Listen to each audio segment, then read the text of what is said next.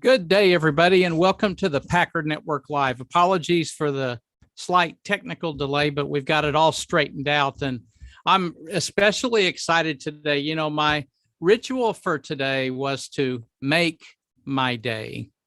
And if you really think about that, it's incumbent upon each of us to take responsibility for our own success and our failures as well, so that we can learn, grow, improve, and contribute. And my special guest today is streaming live from Lusaka, Zambia. Agatha Chipampila Yowela is with us right now. And Agatha, welcome to the program. Thank you so much, Brett. And yes, good to be here. Excited. That's terrific. So we're going to talk about a few things, but I'd like to just tell the viewers a little bit about you, Agatha, and starting with what you're currently doing. Agatha is currently the country head of branch distribution at Atlas Mara Bank in Zambia, and she has oversight responsibility for roughly 50 branches in the country. And with 25 plus years of experience at both local and international firms, very solid expertise in service excellence, in sales, in marketing, in product, in merchant services. I could just keep talking about the depth of experience that Agatha has acquired over the years. And she's also had some exposure and experience with financial inclusion, which we've talked about on this program before.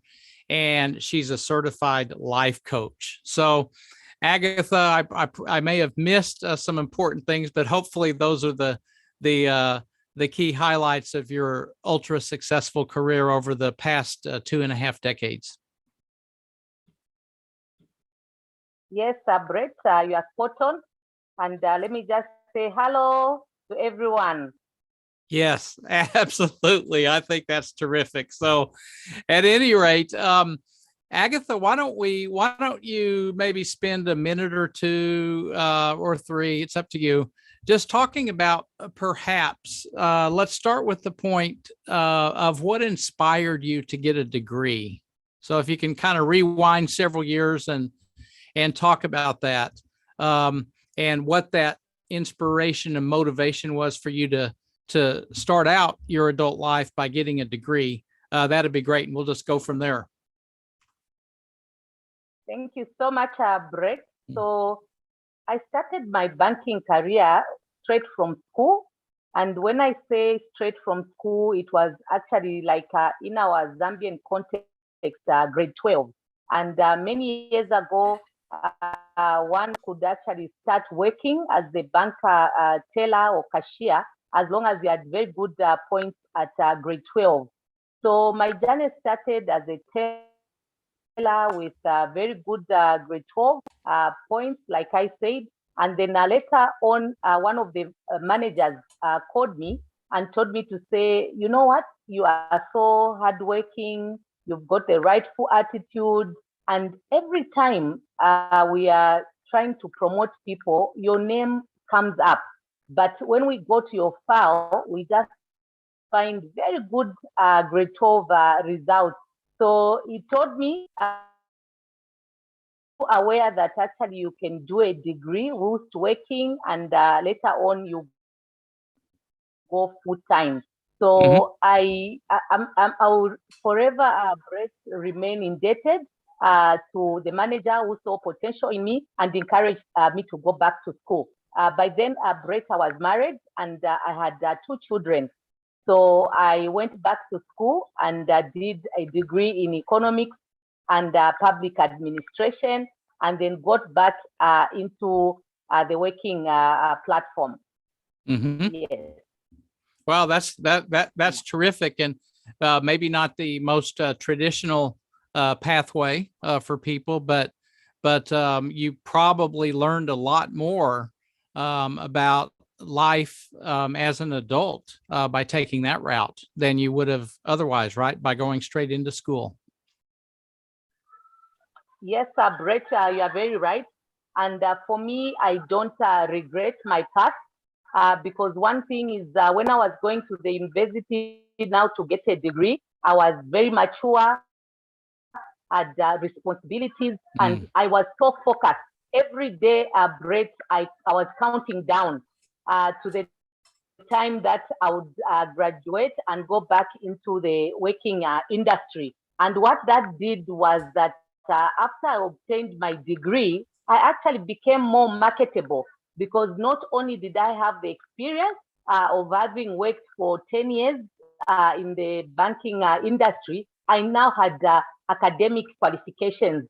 So you Mm, can imagine now I was able to compete face to face hmm. with That's fantastic.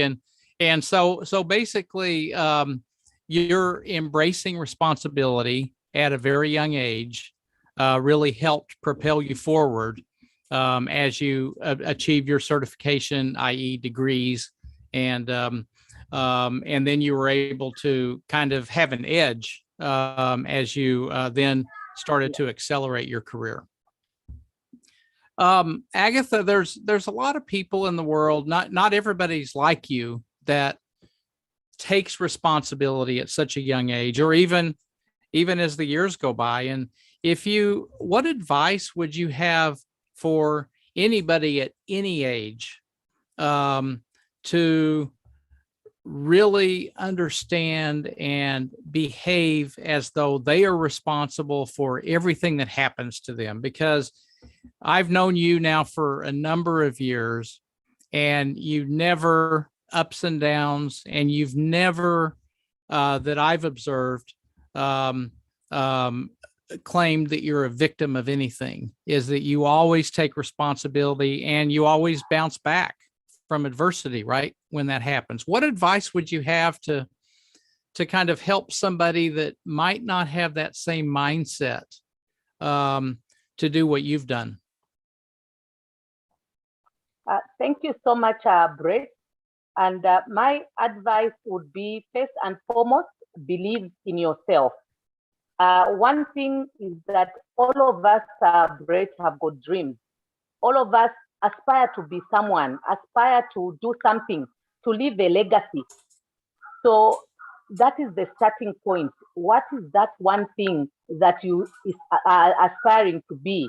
What is that one thing that you want to leave behind when your time is done here on earth? And then don't give up. It doesn't matter where you are. Believe in that dream and do something about it. There are so many people, Brett, that are willing to help us. There are so many people that have Mm, walked the path that we want to take. Don't shy away from raising your hand. Don't shy away from asking, from just, networking and finding mm, out how others have done it.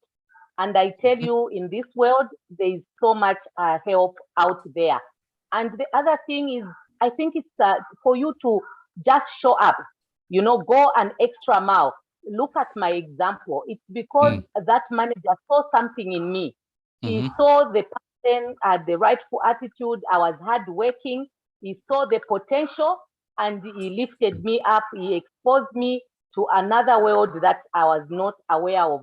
And Brett, when I look back, I couldn't have taken the steps that I've taken in life without taking that leap of faith of going back mm. to school. Yeah. Absolutely. And so reaching out, networking, ask for help, because there's so many people. And you're right. I mean, I'm talking to you from North America today, and you're in the south part of the great African continent, right? And look what technology can do. And we're currently sharing our experiences with thousands of people live right now. And if people are busy right now, they'll watch it on the replay, right? It's just one example of the tools that are out there to reach out to people and ask them for advice on certain things. I think, Agatha, you deliver terrific advice, and many of the things that you just mentioned that you've done, I did also. I may have done it in a slightly different way, but I think for those of you watching this program, you're looking at two very similar, successful people that have followed Agatha's advice on reaching out and learning from other people. So take advantage of the technology and take advantage of the people that you meet. And if people, maybe you haven't met enough people yet, so go meet them, right? And with technology, you can do that around the world. So you're not just confined to where you're at, right? Very true, Brett. And today, actually, I was privileged to speak to some of the young ones, colleagues at work. And for me, Brett, at a very early age, I was told to say I am responsible, and that is 100% responsible for who I become tomorrow. Even my father used to tell me to say, I'm giving you an opportunity to go to school, but you have to seize it yourself. So, you know, sometimes you are working in a company, sometimes you are doing your own things, opportunities will come. You know, like companies, for example, give you an enabling environment, but it's for you to plan as an individual to say 1 year, 2 years, 3 years, 5 years from now, where do I want to be? And walk that plan, work that plan. So, because sometimes, Brett, I've seen, and it's very easy to fall into the victim mentality. You know, you want to blame maybe your parents, you want to blame your company, you want to blame wherever you are, the circumstances, but there's so much in us that if you can just plow into yourself, you can plow into your calling, your gift, and the goals that you aspire to be, it is just a matter of time. Absolutely. Very well articulated. Don't fall into the victim vacuum, because guess what? That's a space that you're likely to remain in for the rest of your life if you do that, because the victimhood can become addictive, just like success. So it's almost like a fork in the road, right, Agatha, where you can either take the success route or you can take the victimhood route and spend a lot of time complaining and wondering why life hasn't given you things. Life has given all of us opportunity, and it's just a matter of finding that right pathway to success. So choose the success pathway and choose to do those things as well. Agatha, I've got another question for you that if you look at your ups and your downs, right, and how you deal with the low points when maybe your confidence is a little bit shaken, how do you shrug that off and keep going? Thank you so much. So first and foremost, Brett, I believe in God, and I know that I'm here on earth for a purpose. And the downs, the valleys are there to just teach me lessons. And sometimes they've been my stepping stones to greater things. And it has taken me a long time to realize that. And there's so much, when I'm going through the valley, when things are not going the way I expect them to go, I take some time off to reflect, to pray, and just try to see what lessons I'm going to learn from whatever circumstances is befalling me. And like we said, you always have that special person, be it a mentor, a coach, a friend, a sister, a brother, a spouse, that you can actually, reach out to. And sometimes it helps to speak things through. So basically, I look back at every negative thing that I've gone through, every low spaces, the valleys, and I have learned a lot. And as leaders that break for me, I always say it just sharpens me because then I realize to say, if I was a leader one day and I put myself in the shoes of the people that I'm leading, so this is how I should handle the situation better.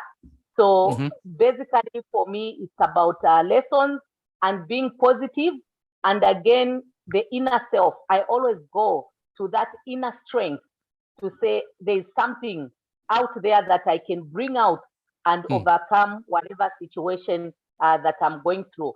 And I've got a phrase, Brett, that I use: "This too shall pass." That's right. This too shall pass. That's very well said. And I believe in that phrase as well. And there's always a second act. So no matter how much any of you watching this get beaten down or feel frustrated, there's a second act and you can participate in that as well. So this shall pass. That's a great way to say it, Agatha. And Agatha, do you ever, as you're leading people, what would you say is your overriding principle for leadership? Thank you so much, Brett. And maybe just one thing that I want to say, especially when your low moments. I mean, there's also again a saying that says, when life gives you lemons, make lemon juice. So make something out of what we are going through. But coming back to your question, I think first and foremost, Brett, it's about people. It's about service. And I learned a lot from you, Brett. And yes, I'm not even apologizing for mentioning that. What a great leader, Brett. You taught me so many things. For you, always it was about teamwork. It was about, and you used to actually, challenge us to say, if you show your team members that you truly first care for them as persons, as individuals, they can do anything for you. And that has really helped me break a lot, that every team that I've been privileged to lead, the opportunities that I've been privileged to be given, it's about people. It's about service. It's about making them better than myself. It's about unleashing their potential, inspiring them, motivating them, encouraging them, Brett, that they are meant for bigger things, and that each one of us brings something to the table, and we win as a team. That's fantastic, and you're so right about that. Is that the number one principle to leadership, in my opinion as well, is to demonstrate to people that you really care. It's not just words. Another way to say what Agatha just said is that it's not just what you say, it's what you do, but more importantly, it's how people feel under your leadership.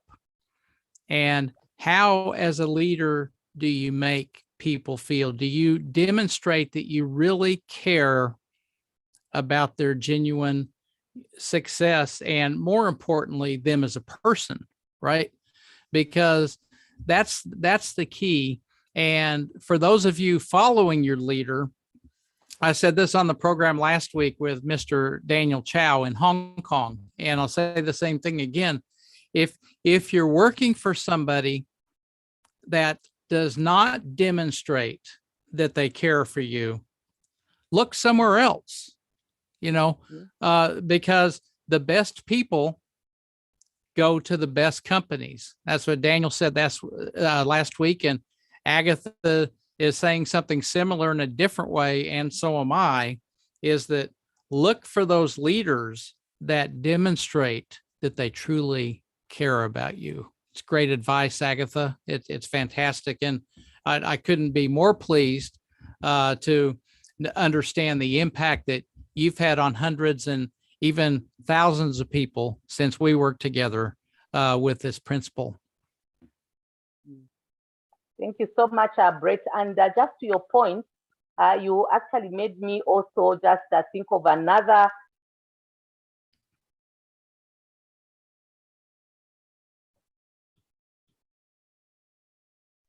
Done, but they will never forget how you made them feel.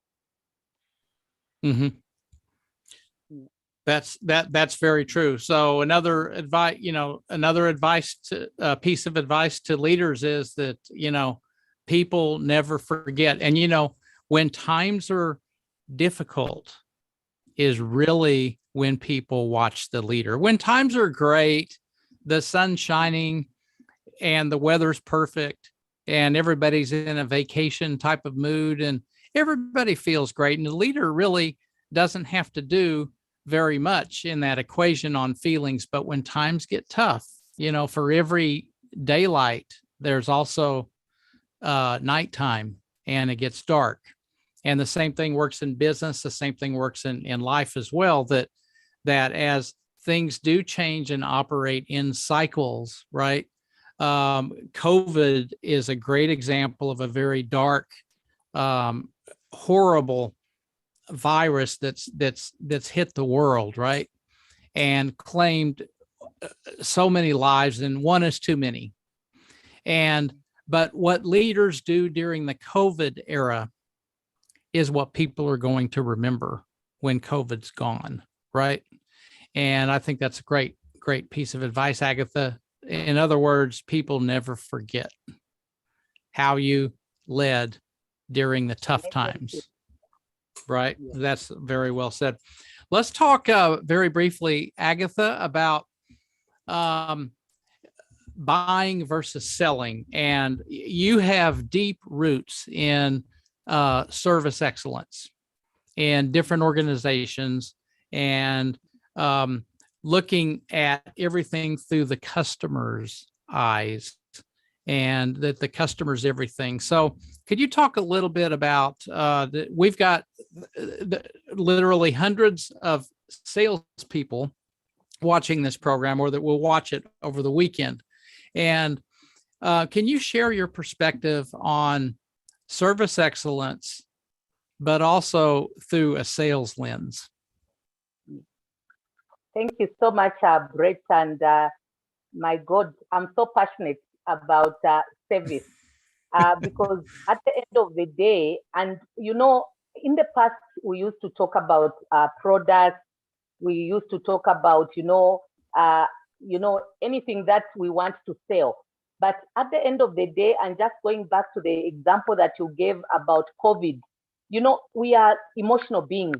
And people, over the past, because of what they've gone through and everything that is happening, they want to be emotionally connected to someone. And everyone is asking, what is in it for me? Buying this product, what is in it for me? Having this bank account, what is in it for me? Buying land, buying a house.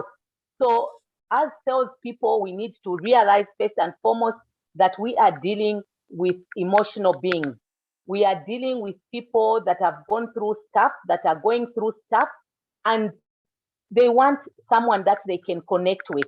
They want someone that can listen. They want someone that is able to understand and just then be able to give them that service. So they want someone, actually, like we said, a leader has to care. They want a seller that cares. So it's all about showing our customers that we care first and foremost before we sell them anything. And then when they know that indeed we mean it, we care, they can buy anything from us. They believe us, they trust us. So they are looking for people that first care. They are looking for people that they can trust because there's so much that is happening, Brett. And service is no longer the service we knew 10 years, 15 years ago. It's about so much more and connecting emotionally with the customer. Like I said, showing them that we care, showing them that we are listening, showing them empathy, that we empathize with them. Thank you, Brett. Yeah, thank you, Agatha. And I think that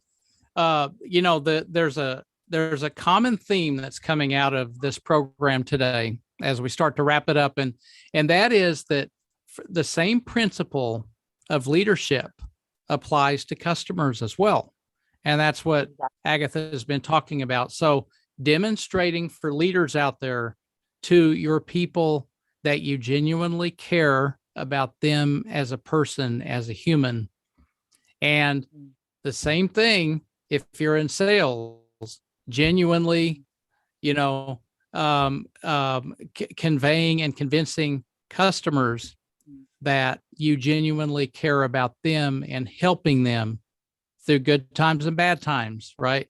It's the same principle, and that filters through. And that's why this woman that we have on here right now is leading a 50 branch strong network in Zambia, and she's the country head of the distribution. And you can look at her track record, and it's because of these principles that it doesn't matter where she is, she's going to practice them, and people feel that way. I can personally vouch for that. So Agatha, thank you for sharing that. It's very powerful concept, and a great way for me to further feed my ritual when we sign off here in a minute about making my day. Everybody watching this, make your day. Okay. Don't let somebody else make your day for you. Okay. Make your day. Okay. Make your day every day, because you can design it and you can live it. You can have I can tell you this morning when I got up and did the exercise routine, and we got into this program, the technical component didn't work. That's why we were late. Okay. Did I give up? Did Agatha give up? No, we found another way. Okay. But because I made my day, and so now I'm going to live my day the way I made it. And all of you can do the same thing as well. Agatha, last question for you. How do you balance a flourishing career with your family life? How do you do it? Thank you so much, Brett. And that question actually comes up a lot, and especially for us women who are married or have got children, even single parents. How do you balance your life? And I think, Brett, it all goes back again to having priorities. I think planning and just knowing what you're supposed to do when. So when it's time to work, I work.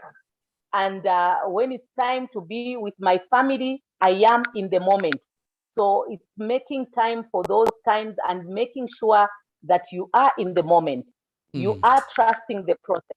When you are at work, you are giving it your 100% plus. And when you are at home, again, you give your loved ones 100% plus. It's not easy. I know that someone out there is saying easier said than done. Yes, and I've been there. But I tell you, it's intentionally having that balance, having that in mind to say, you know what, at the end of the day, I've got all these balls that I'm throwing up in the air. Which one am I catching? And at what time? And what attention am I going to give to that ball? So it is, I think, Brett, something we have to intentionally decide that this is what I'm going to focus on this particular time. And yeah, just do it.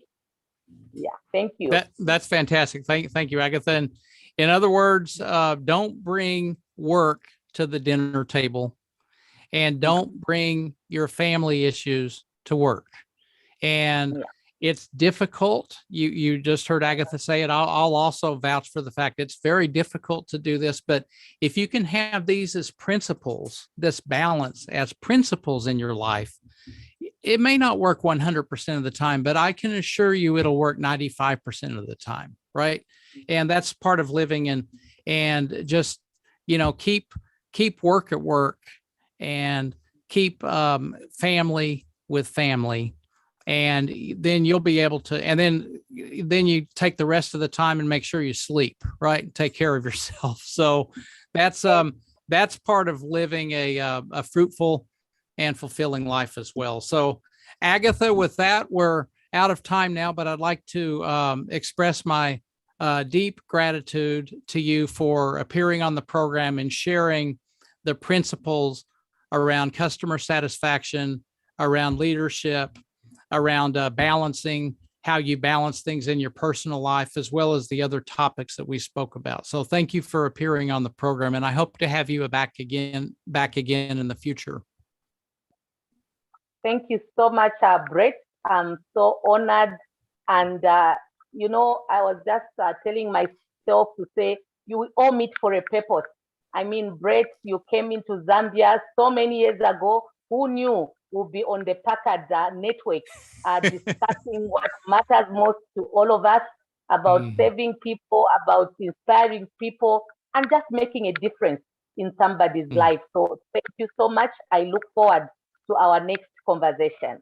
That's fantastic. Thank you very much, Agatha. And thank you to all the viewers for taking the time today and for your patience and while I sorted out the technical problem. And I'll look forward to seeing you next time on the Packard Network, where I'll have another very special guest from somewhere on this great planet.